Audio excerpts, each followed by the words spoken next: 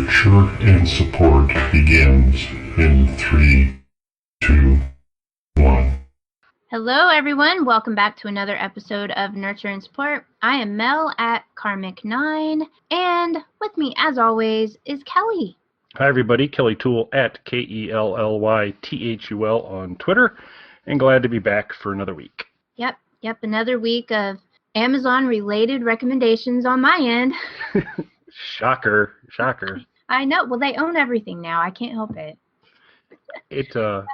Mine almost had an Amazon tie-in, but it didn't. But we'll get to that when we get to it. Okay.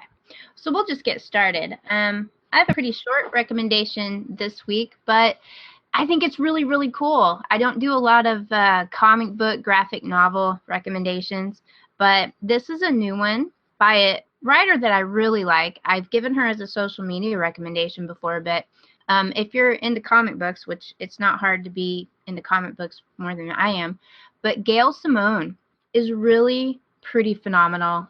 She is awesome on Twitter, and amazingly, she's an even better writer.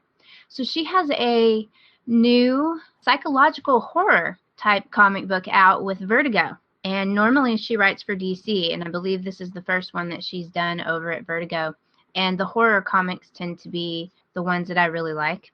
This one is called Clean Room, and there are only 4 issues out, but it is awesome. Gail Simone is the writer, and the artist is John Davis Hunt, and I really like the art in this one too. The art can be problematic for me and some of the others, but I really like it. Some of the monsters in this comic are just like creepy as hell.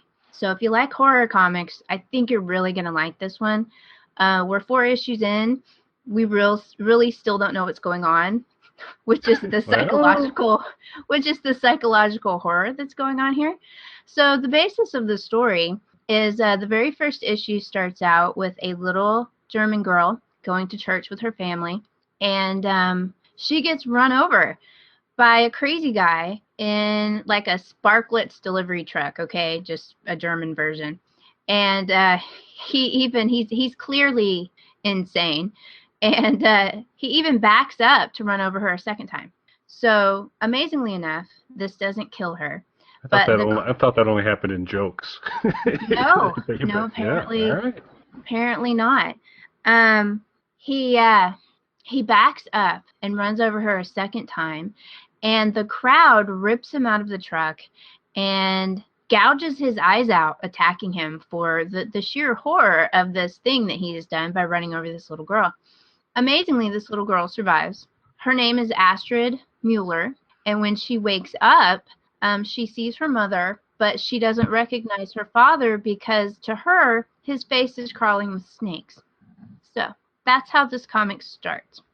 Then all of a sudden we are jumping to the main protagonist of the story, whose name is Chloe Pierce. She is a reporter in, I believe, Florida, and she is on the hunt to figure out what has happened because her fiance killed himself after getting involved with a I don't know how you want to call it, kind of a cult, kind of a self-help group that is run by none other than Astrid Mueller. This is many years in the future since the little girl got run over.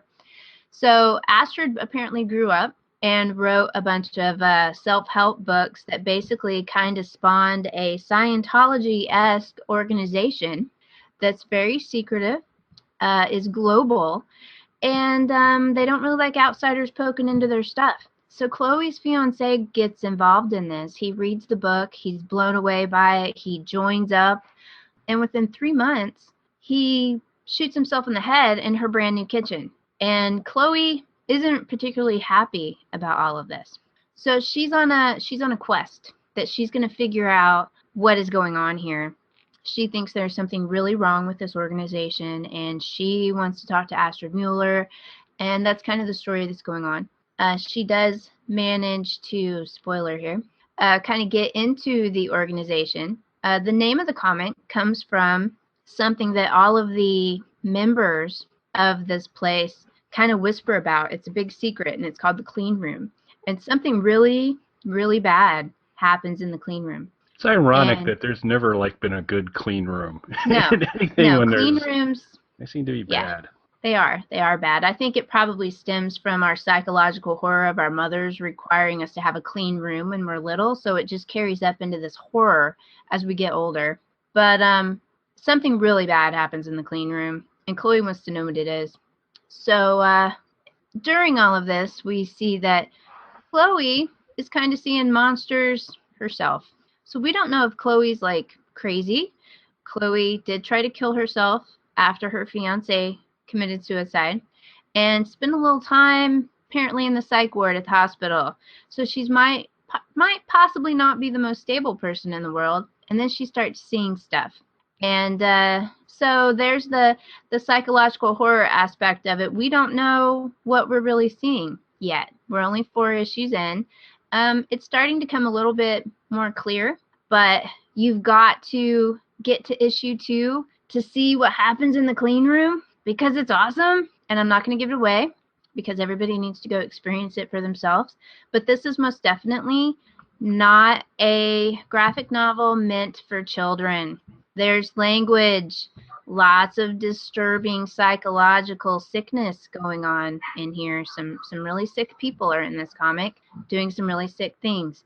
And so definitely not for the kids.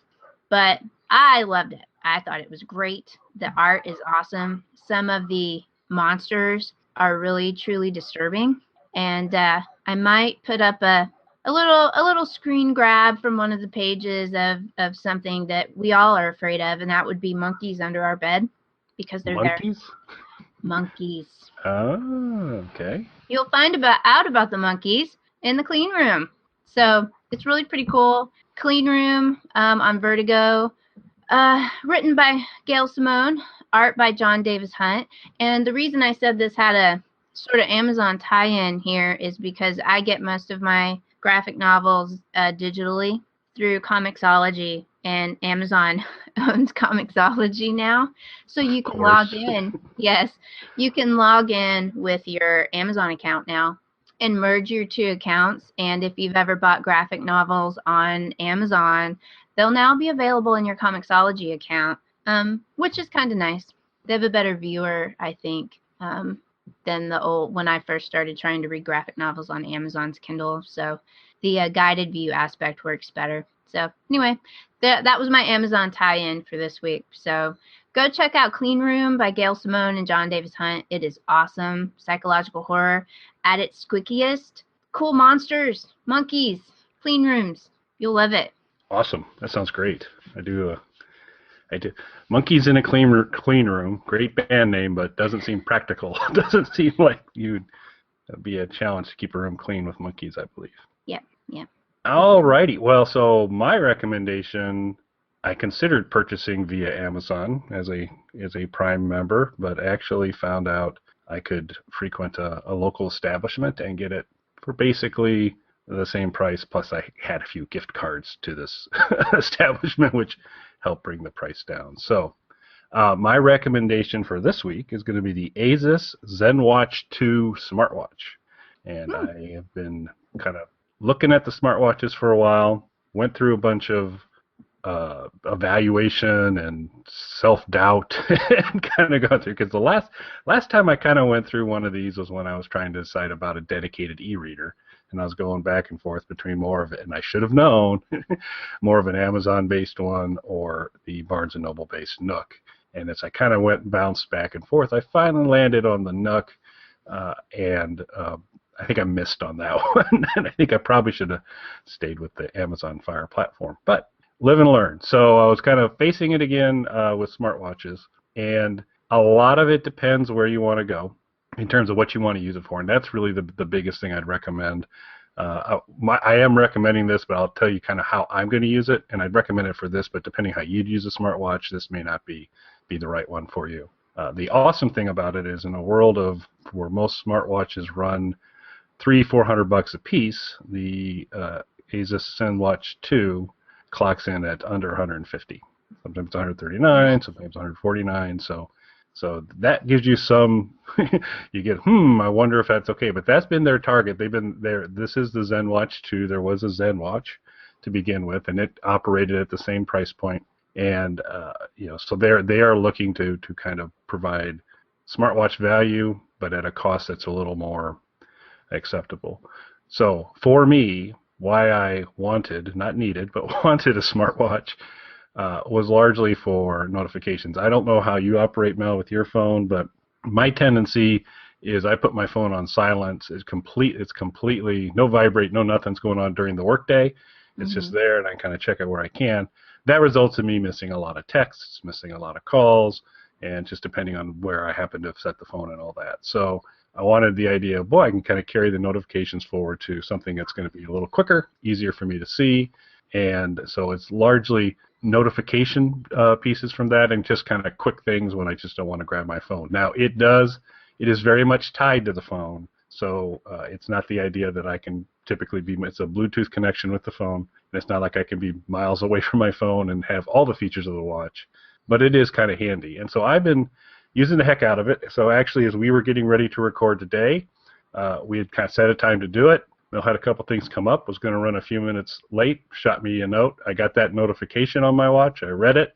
And when I responded to you, I responded via my watch. So wow. Yeah, I did it all from there. It was pretty handy. I could have done it from my phone too, but part of it is at this point I'm just playing with it. But it was easy. It was easy enough to do. When I was looking where I ended up the most. I'm an Android guy, and so that kind of put me into where the Apple smartwatch wasn't really as strong a key contender. And I was looking at other things. But there's a Samsung Gear 2. I have a Samsung phone. They work incredibly well together. But what I'm finding out as a smartwatch user is that the voice command piece is pretty critical. And in the various reviews I've read and what my experience has been is that the ZenWatch 2 runs on what's called Android Wear. It's the operating system that runs across all Android smartwatches. And it then uses all the Google voice recognition, the OK Google stuff and all that. And it uses that where the Gear 2 uses Samsung's S Voice, which isn't quite as well developed right now from a voice recognition. And you really do want voice recognition because you're not going to want to be typing messages. My response to you before the meeting was spoken. That's the default. It comes in, says you want to reply, yes, and it says speak now, and go ahead and say it. It's done a really, really good job. You can very quickly kind of do the quick, set a reminder for nurture and support recording at 3 o'clock, which I did because, again, I could and I wanted to. And it sets up a reminder and fires that off really quick. And so it's been really handy. I did a lot of YouTube-based research on reviews and unboxings and all these different types of things. So the bezel. Are you familiar what a bezel is, Mel? I think so. Yeah, it's the little frame around the outside of a watch. Yeah. Seems to be really important to the smartwatch community because every review talks about the bezel. So like the Samsung Gear 2 has a rotating bezel where you can kind of do some things in terms of navigating that everybody thinks is super cool. And it does look actually kind of cool. That has been one of the few knocks. I just watched a review recently where a guy's like loving the watch. He goes, but the bezel's like gigantic. And so I look at it and I go, I don't know if I'd call it gigantic, but bezels seem to be very important to people. But so this does have a slightly larger bezel, if that's important to you, one way or another. But it's a comfortable watch. It's not that big, and of course, we're a podcast, so you won't be able to do that. But for Mel's purposes, I'm going to kind of bring her up to the camera right now and show that cool. I've got Ric Flair and me on my watch face with all the other good things. So again, because I could, more than anything else. But another reason to kind of turn me on this is it has a watch face editor. So it goes back to my Doom mod level kind of. It's like, you mean I can make my own watch face? And so you can bring in graphics and tweak it a little bit, decide what notifications you want to have on there. And they've got a lot of really good free watch faces of all sorts of different varieties that you can download. It comes with a really solid set to begin with, and then you can kind of create your own using your own graphics. So all in all, been pretty happy with it so far. I mean, I'm going to have to give it some time. It has a a little bit here and there gotten a little flaky on the Bluetooth connection between the phone and the watch, and when that goes flaky, then your functionality goes down the tubes, and that's unfortunate. And I faced that a couple times. It hasn't been constant. It's a bit of an irritant when it does happen. I've kind of found typically cycling the phone or the watch or both kind of clears everything up. And it pairs like really nice even with the Google Maps and directions. So you can just kind of fire your watch up real quick and just say navigate to Flinger's Pizza, and boom, it kind of throws the navigation, fires it all up on your phone. That's really where it's running, but it's also running simultaneously on the watch, giving you a little small haptic buzz when turns are coming up and all those types of things, and kind of flipping the direction. So kind of a handy little thing. The price point makes it, I still am not 100% convinced how ardent a smartwatch user I'll be. So the idea of testing it out at $150 versus $400 was very appealing to me. Yeah. Feature-wise, it does just outstanding. There are some things. If the main reason you want to get a smartwatch is that's the device and that's the only device you want to have when you're like running and doing those types of things, this would not be the watch for you. It does not have its own GPS.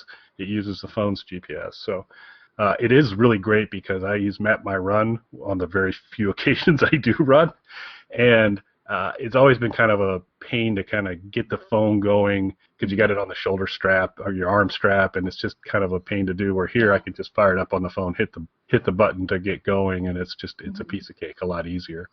Well, that's what I was going to ask, is if it could replace your Fitbit. Does it have a built-in pedometer? It does, and it's got an accelerometer, and it's got those pieces there, so it can do the step thing. So I'm playing right now, and there are some really good Google Fit and things specific to Asus that they've created for fitness packages, and so I'm kind of playing with those.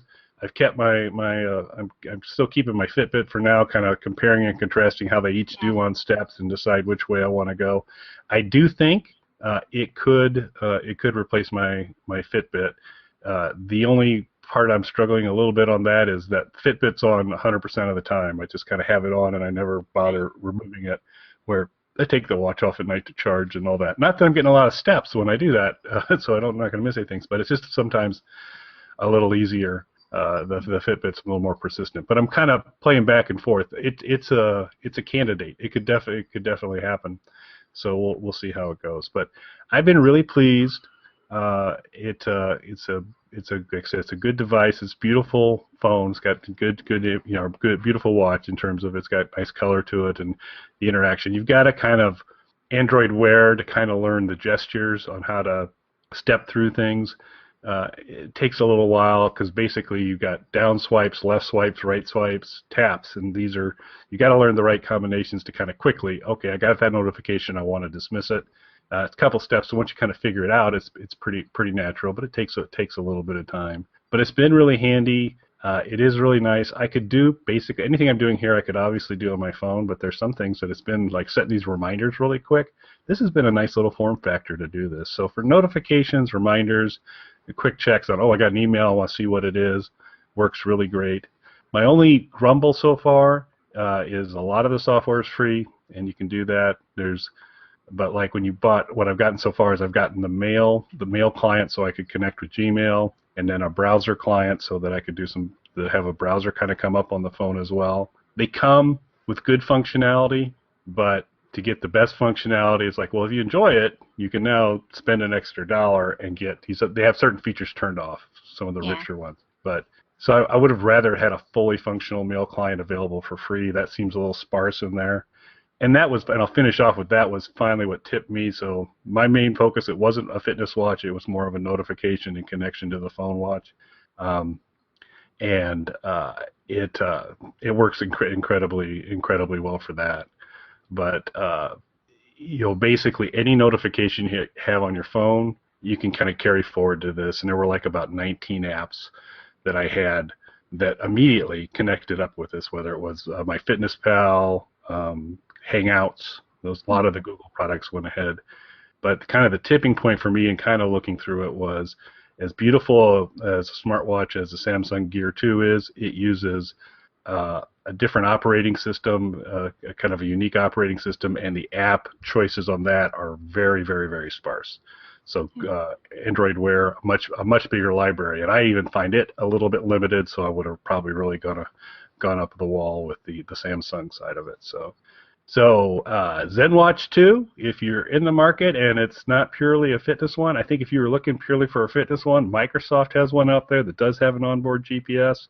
Might be worth a look. But if it's more for kind of notifications and just starting to decide if you like a smartwatch, I don't think you can go wrong with it. So that will be my recommendation for this week.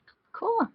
I really don't know anything about smartwatches. I hadn't really looked at them. I know every time I turn around, Apple's telling me about the Apple Watch, but I never really looked at it to go, why would I need that? Because my phone really doesn't get that far away from me. So. Yeah, it's slight enhancement, kind of better. I do think, staying on top of a few things with notifications a little bit better and quicker, but it's fun. And sometimes it's been a pretty quick and easy thing, like the quick exchange before this recording. That was like, boom. Again, my phone wasn't very far away. I could have easily done it that way too. Yeah. My Fitbit will tell me who's calling. When someone calls my phone, my Fitbit will tell me, it'll put it up on the little display who's calling me, but that's as close to a smartwatch as I have. But yeah, I have my phone, my ringer is off, it's silent just during the day at work, but it still vibrates because I get text messages for work all day, so, but yeah. So I understand why you would need one, why that would be cool for notifications.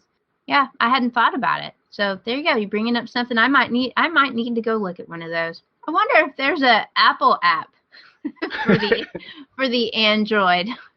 I don't think so. Probably not. No, I see some people talking about it when they look at it in terms of if you're primarily an Apple user. Where it was really nasty was on the Samsung side, and the idea of actually being able to pair an iPhone to something like the Samsung Gear 2.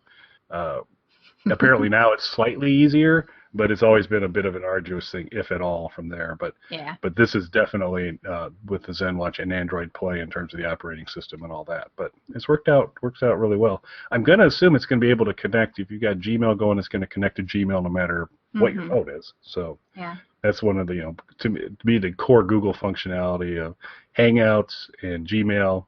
As long as I can get to those, that's a lot. That's a lot of what I need. Yeah, that's cool. I might have to look at those a little bit just to see what I'm missing. I really didn't know there was that big a market on smartwatches. I knew about the Apple Watch, but I hadn't paid much attention. I'm out of the loop.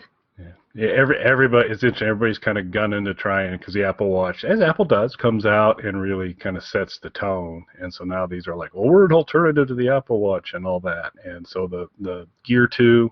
Visually and form factor wise is probably in the park. It's pretty good. There's a Moto 360 that's also I read a lot of stuff about, and it seems to be a lot of people are very big fans of it. But like I said, that's just up in those other price points that I'm still not prepared I'm going to get enough value out of it. Yeah, at that price, that's less than my Fitbit because I have the Fitbit HR, and that ZenWatch is less than the Fitbit that I have. So it's good that my Fitbit will give me a caller ID. There you go. But that's all. Cool. Well, I don't have a social media recommendation this week. Do you? I do. Right. And just actually a very recent connection, and it's David Michael Latt, and he is on Twitter as David M. Latt, L-A-T-T, at David M. Latt on Twitter. And he works for the Asylum, is involved with a lot of the Sharknado movies in terms of that. Looks like he's pretty active and wanting to engage on Twitter. He's directed a few things, but he's been a producer for a ton more. So like Three-Headed Shark Attack, all the Sharknados. What else do we got here? San Andreas Quake, Mecha Shark, all of these types. So a lot of the Asylum ones, he's been a producer, executive producer. He's also associated with Z Nation. Cool. And so from the Asylum, of course, as well, which we love. So that's a great show. So he's cool on Twitter. I highly recommend you follow him. And he's like, hey, you got questions? Get a hold of me. So he seems to be raring to engage, and so that's always awesome. So David Latt will be my recommendation for this week. Cool. I'll have to check that out. If he's involved in Z Nation, I'll forgive him for Sharknado. Yeah, that's it. That's fair. I'm not the biggest Sharknado fan, as any of our listeners have heard already, but Z Nation is good, and any other shark movie is good. For some reason, Sharknado just didn't sit well with me, any of them. So it's a personal flaw, I'm sure. Yeah, and I think he's also, well, I know he's associated with Mercenaries, which is kind of the female Expendables kind of movie. Yeah. And I think Gerald Webb had I think Gerald casted that as well. So I didn't know that. Cool. Kind of connections there. So good stuff there. So it's always fun. Those sound folks are pretty good about being on Twitter, so that's nice. They are. They're good. They're good people, even if they did make sure, you know. No one can bat 1,000. No. Well, you know, people love it. It's just me. I don't know. Maybe it's a case of that it's too mainstream for me. I'm just a hipster. It got too popular. I have to hate it now. There you go. That could be. That could be. There are a lot of people who are not true aficionados of the rest of the Asylum catalog that are big. The norms got involved in our thing. Okay, it bothered me. It's troubling to me as well. So. I'll let it go someday. Well, speaking of monkeys under your bed, we're going to turn it over to Matt, who's going to tell you about all the different ways you can connect to us through iTunes, Twitter, Facebook, not Facebook. I can't believe I said Facebook. Sorry I about can't that. either. We have no Facebook page, but through Twitter, Gmail, iTunes, etc. I'll give you all the different ways you can connect with us, and look forward to talking to everybody again next week. So thanks for listening. I'm so sorry, Matt. I can't stop him. You can contact us on our website, nurtureandsupport.net, or email us at nurtandsupp@gmail.com. That's NURTANDSUPP@gmail.com, or tweet us at nurtandsupp on Twitter. You can also catch Nurture and Support on YouTube. Just search Nurture and Support or Kelly Toole. Nurturing and supporting Sharknado.